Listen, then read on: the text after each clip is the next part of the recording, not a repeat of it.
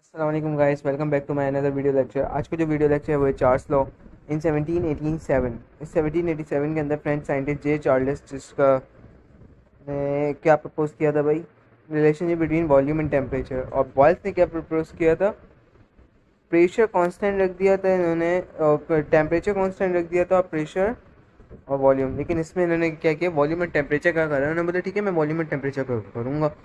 So keeping the pressure constant कर दिया. He states that the volume of the given mass of gas is directly proportional to absolute temperature. What is absolute temperature?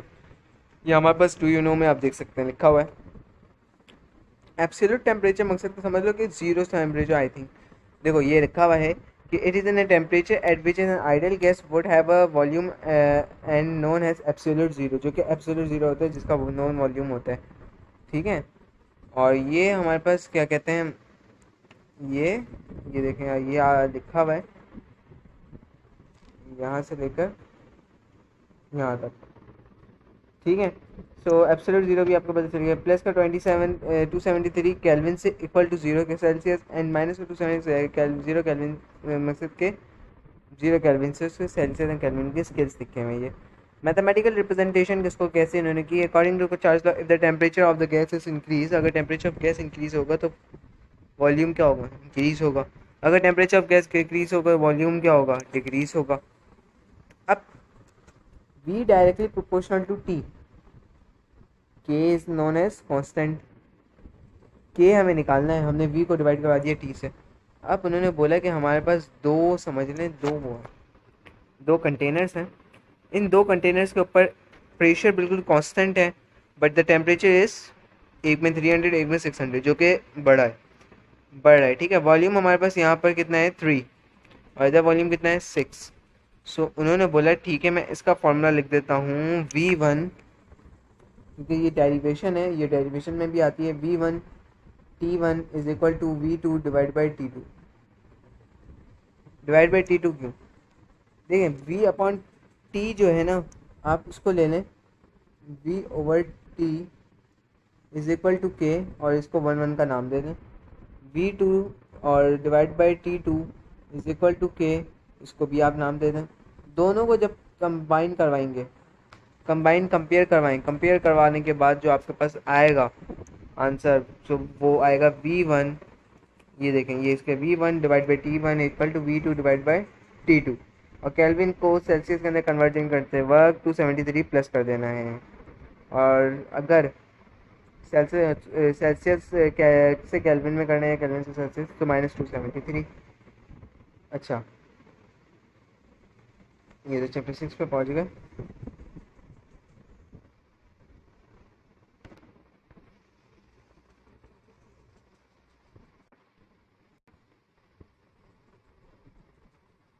तो अब इसके नीचे का ज़रा देखते हैं कि नीचे का हमारे पास एग्जाम्पल आई है, तो वो एग्जाम्पल हमें देखना है। अच्छा, मैंने आपको ये बता दिया कि टेम्परेचर, इसने volume of given mass of gas is directly proportional to absolute temperature, pressure constant रहेंगे लेकिन टेम्परेचर डायरेक्टली प्रोपोर्शनल है। वाई, क्योंकि टेम्परेचर इंक्रीज होगा। ठीक है, नाउ 5.3 एग्जाम्पल देख लीजिए। 600 millilitre that is the volume V1, 273 27 Celsius plus 2 मकसद के 277 सेल्सियस। अब देखो प्लस का 273 जब किया तो क्या किस में आ गया कन्वर्ट, केल्विन में। जब आप सेल्सियस से केल्विन में करते हैं सो 273, और जब आप केल्विन से सेल्सियस में करते हैं सो माइनस का 273। ठीक है, सारा क्योंकि सुनने वाले हैं इसलिए थोड़ा सा इसको सुने बस।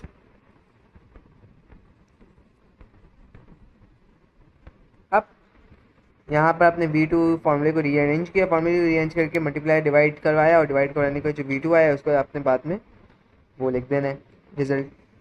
Example number 5.4, example of a gas of hydrogen 350 centimetre cube भी वॉल्यूम का यूनिट है। 40 degree Celsius, 40 degree Celsius is at T1 and the V1 is equal to V1 से वॉल्यूम 1 350। एंड नाउ कहा इसने फाइनल टेम्परेचर मालूम करो, मैंने V2 भी दे दिया 700 सेंटीमीटर क्यूब। अब देखें जहाँ पे centimetre cube, centimetre, millilitre, litres, density, volume, ये सारे किसके यूनिट है? वॉल्यूम के। टेम्परेचर के सिर्फ सी हैं, एटीएम प्रेशर का है। सो ये आपने याद रखना है, यूनिट्स आपने याद रखना है। और सिंपल ट्रिक बताऊंगा आपके एमसीक्यूज़ की, कि एमसीक्यूज़ का आपने क्या करना है। T is equal to 40 degree, इसकी भी वीडियो बना दूंगा एमसीक्यूज़ की। 40 डिग्री सेल्सियस में केल्विन है, सो उसको हमने सेल्सियस केल्विन में कन्वर्ट कर दिया।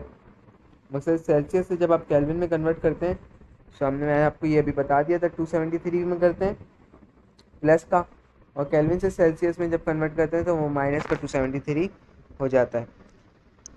हमने ये कर दिया। अब V1 divide by T1 equal to V2 divide by T2 by putting a value, values को पुट किया और आपने आंसर निकाल लिया। अच्छा, अब यहाँ पे 4 स्लॉ तक का हो गया पूरा। और दो अब हमारे जितने टॉपिक रहते हैं वो है गैसियस स्टेट और प्रॉपर्टीज़ ऑफ लिक्विड वगैरह इन सब की, तो ये बहुत लॉन्ग में आते हैं ये सवालात। और वैसे ये वाली जो ये भी लॉन्ग में आते हैं, बन जाते हैं कभी कभार, बट शॉर्ट में भी आ सकते हैं, डेरिवेशन के साथ आते हैं, ठीक है। और इसका कभी कभार पार्ट ए एंड बी ऐसे बोर्ड में चल रहा होता है। अच्छा जी, अब मैंने आपको एक अपनी वीडियो के बता दूं कि अनदर क्यू सीरीज़ के ऊपर मेरे पास एक सवाल भी आया है, और वो उसको मैं डेडिकेट नहीं करा किसने ये किया है, बट उसका क्या कहते हैं, मैं उस पर वीडियो बना रहा हूँ कि आप लोगों को मिड टर्म की एग्ज़ामिनेशन देनी चाहिए या नहीं। मिड टर्म की जो एग्ज़ामिनेशन स्कूल में होते हैं वो देनी चाहिए या नहीं देनी चाहिए, क्योंकि वो आपको देनी चाहिए, वो इम्पॉर्टेंट है। सो उस वीडियो के लिए भी इंतज़ार रखिएगा, और ये वाली वीडियो अपलोड होने वाली है आज। सब तक के लिए अल्लाह हाफिज़। Subscribe my channel, follow your dreams.